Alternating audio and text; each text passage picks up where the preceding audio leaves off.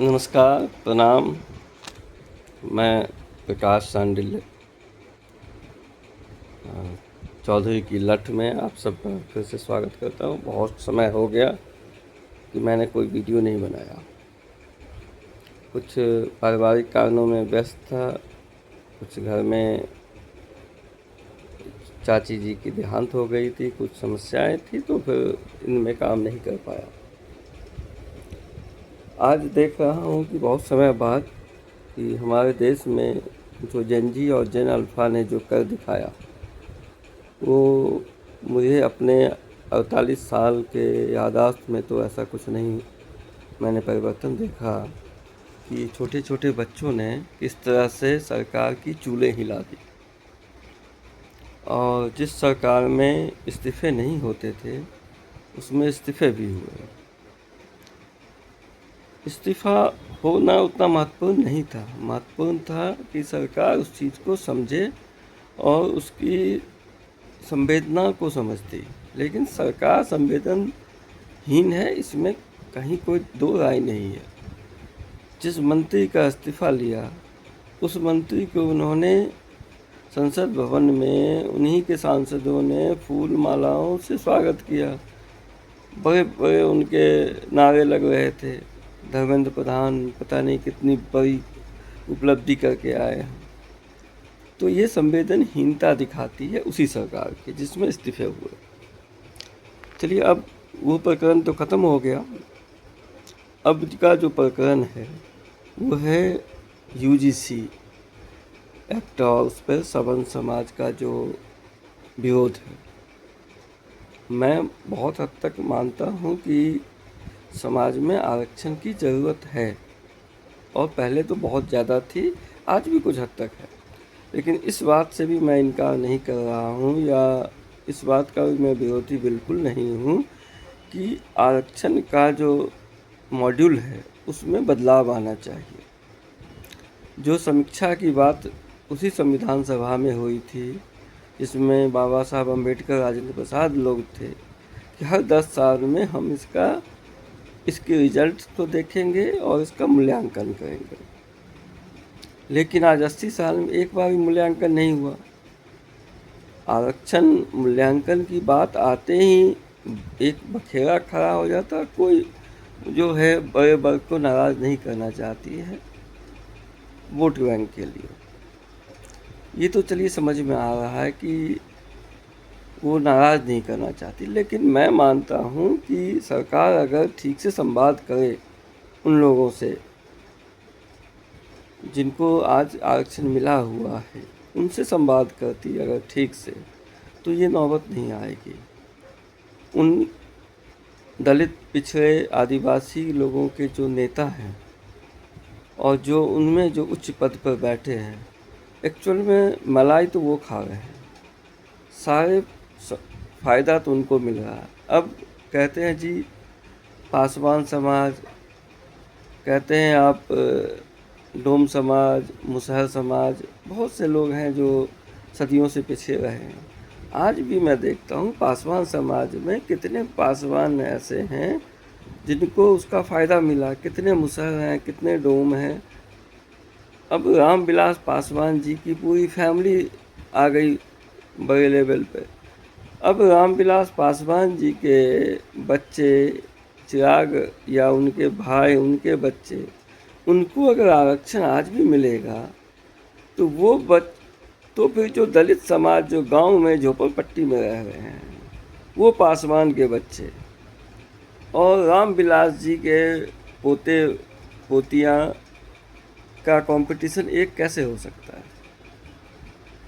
जैसे मैं एक उदाहरण दे रहा हूँ रामविलास जी के नाम से, इसमें बहुत से नाम हैं। जीतन राम मांझी साहब हैं, बहुत बड़े पैरोकार हैं मुसहर समाज के। अब उनके तो खुद मंत्री हैं, उनका बेटा मंत्री है, बहू उनकी विधायक है, पूरा घर उनका पहुंचा हुआ है विधानसभा, लोकसभा में। अब उनके बच्चे को भी आरक्षण मिलेगा, उनके पोते पोतियाँ नातियों को भी मिलेगा। और मुसहर समाज के वो लोग जो आज भी खेत में सही में वो चूहे पकड़ते हैं, उनके बच्चे जिनके पास ढंग का एक स्कूल नहीं है, कॉलेज के लिए फीस नहीं है, उनके बच्चे दोनों एक साथ आरक्षण के लिए फाइट करेंगे तो कौन जीतेगा? आप ही बता दीजिए।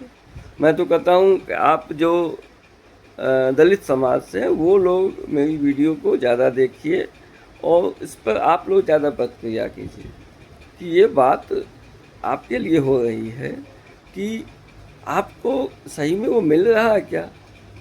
जो बाबा साहब ने दिया था वो आज आपको नहीं मिल रहा। आपके ही समाज के लोग आपका हक खा रहे हैं, उसमें कोई ब्राह्मण, कोई राजपूत, कोई वैश्य नहीं खा रहा। मतलब दलित समाज को दलित समाज के नेता और बड़े लोग कमज़ोर कर रहे हैं। इसलिए आज ये मुद्दा बड़ा है कि आरक्षण पर पुनर्विचार होना चाहिए, संवैधानिक ढांचा के तहत संविधान के सम्मान रखते हुए। और उसके लिए सबसे बड़ी मांग मेरी भी वही है जो आदित्य सिंह की है। मैंने देखा पीछे, वो बड़ा अच्छा बोलता है, नया लड़का है, कि आरक्षण आपको एक बार मिलनी चाहिए और उसमें क्रीमी लेयर होना ज़रूरी है। मतलब एक लेवल के बाद जब आप अच्छे स्तर पे आ गए, आपने आरक्षण ले लिया, आप नौकरी में आ गए या आप विधायक बन गए, तो अब आपके आगे की पीढ़ी को वो आरक्षण नहीं मिलेगा, क्योंकि आप उस बैरियर से ऊपर निकल गए। आपको जो बाधा थी, बाधा तो आप पार कर चुके हैं। अब आपको जातिगत आरक्षण नहीं मिलेगा, अब आप आ गए सामान्य वर्ग में। जातिगत आरक्षण खत्म होना जरूरी नहीं है, वो रहना चाहिए अभी भी। जिस जाति में जो दिखते हैं, और मैं मानता हूँ ठीक है, कुछ हद तक उनको भी आरक्षण अभी भी मिले, लेकिन गरीब लोगों का जो आरक्षण है वो भी होना चाहिए। गरीब चाहे किसी भी वर्ग का, किसी भी धर्म का। गरीबी से बड़ा आज के समय में, उससे बड़ा आप कह सकते हो कि अपराध, पाप या शर्मिंदगी कुछ भी नहीं है। अगर आप गरीब हैं तो आप असहाय हैं, चाहे आप पंडित हो, चाहे आप ठाकुर हो, चाहे बनिया हो, चाहे आप दलित समाज से हो। गरीबी अपने आप में एक अभिशाप है। उससे कुछ कोई मतलब नहीं कि वो बनिया है कि ठाकुर है कि पंडित है।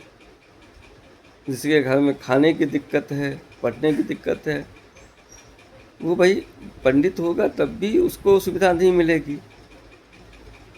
और कोई राम होगा, कोई पासवान होगा तो उसको भी नहीं मिलेगी। तो उनको आरक्षण की ज़रूरत है। जो वर्ग ऊपर आ गया है उनको आरक्षण से बाहर निकालना ही पड़ेगा। और ये दलित समुदाय के लिए और पिछड़े वर्ग के लिए भी ज़्यादा ज़रूरी है। बहुत से ऐसे पिछड़े वर्ग हैं, बहुत से दलित ऐसे कास्ट हैं जिनमें आरक्षण का लाभ नहीं मिला है उनको। कुछ लोगों ने उसका लाभ लिया है। तो जातिगत आरक्षण की भी एक बात पीछे काफ़ी समय से चल रही थी। उसमें ये भी देखना था कि किस समाज के कितने लोग किस पोजीशन पे हैं, उससे भी एक डेटा हमें मिल जाएगा।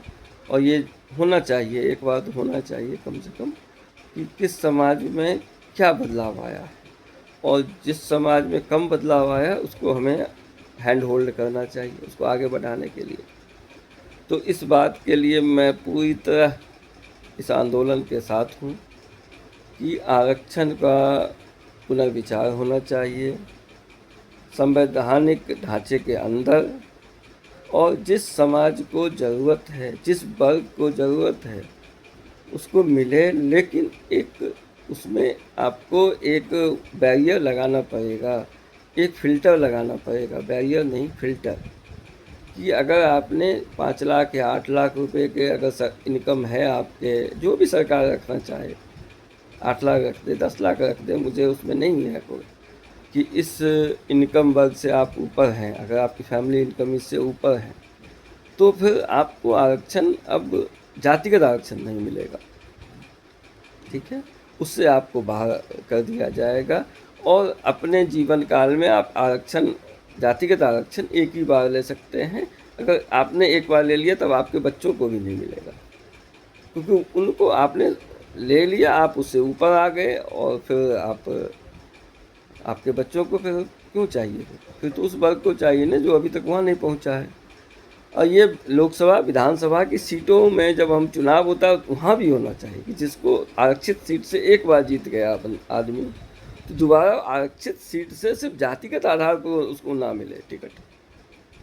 कोई और उसी वर्ग का कोई दूसरा आदमी खड़ा हो, उसको आरक्षण मिले, वो जनरल से खड़ा हो सकता हो। तो ये बड़ी मांग है। और यूजीसी जैसा जो बिल है, कानून है, जो सरकार लेके आई, पता नहीं क्यों लेके आई। मैं उनकी मंशा नहीं समझ पाया कि एक बच्चों को आपस में लड़ाने के लिए और एक वर्ग को डराने के लिए आप इस तरह कानून देश में लाओगे, उसके बाद कहोगे कि हम देश प्रेमी हैं, देश को जोड़ना चाहते हैं। कहाँ से? इस मैं तो मानता था कि हमारे संघ प्रमुख जो है मोहन भागवत जी, वो अपना विचार बहुत बार रखते हैं और बड़े आदमी हैं, बड़े चेहरे हैं, उनकी बात सरकारें भी सुनती है। तो उनका कोई बयान मैंने नहीं देखा, या उन्होंने कभी ऐसा यूजीसी के एक्ट पे भी उन्होंने कुछ नहीं बोला, जबकि वो हमेशा समाज को जोड़ने की बात कहते हैं कि हर वर्ग का साथ होना चाहिए। और ख़ासकर हिंदू एकता की बात करते हैं। तो इसमें तो हिंदू एकता ही खतरे में है मोहन भागवत जी। आप तो कम से कम बोलिए, आपकी इतनी बड़ी संस्था है राष्ट्रीय स्वयं सेवक, अगर आप चाह लेंगे तो सरकार की चूल्हे हिल जाएंगी। तो मैं क्या ये मानूं कि इस एक्ट के लिए आपका भी समर्थन है? आपने एक बार बिहार में जाके कहा था कि संविधान की समीक्षा होना चाहिए, तो उस बार बीजेपी की स्थिति खराब थोड़ी सी हो गई थी वहाँ पर। तो उसके बाद फिर ये बात ही ख़त्म हो गई, क्योंकि इसको गलत तरह से कोट किया जाता है। मैं समझता हूँ इस चीज़ को, तो लेकिन आज ज़रूरत है, अगर सरकार ये बात नहीं सुनेगी, यहाँ बात सवर्णों की नहीं है, बात है गरीब वंचितों को हक देने का। और सरकार अगर नहीं सुनेगी तो 27 यूपी है, गोवा है, आगे उत्तराखंड है, पंजाब है, बहुत से स्टेट्स के इलेक्शन आने वाले हैं। सरकार को उसका खामियाजा भुगतना पड़ेगा और 29 में दिल्ली की सत्ता से भाजपा बाहर हो जाएंगे, इसमें कहीं कोई दो राय नहीं है। अगर आप इस तरह के कानून लेके आएंगे, समाज को बांटेंगे, तो आपको बाहर जाना ही पड़ेगा। मोदी जी आप भी सुन लीजिए और भाजपा के बड़े बड़े नेता आप भी सुन लें। धन्यवाद। जय हिंद।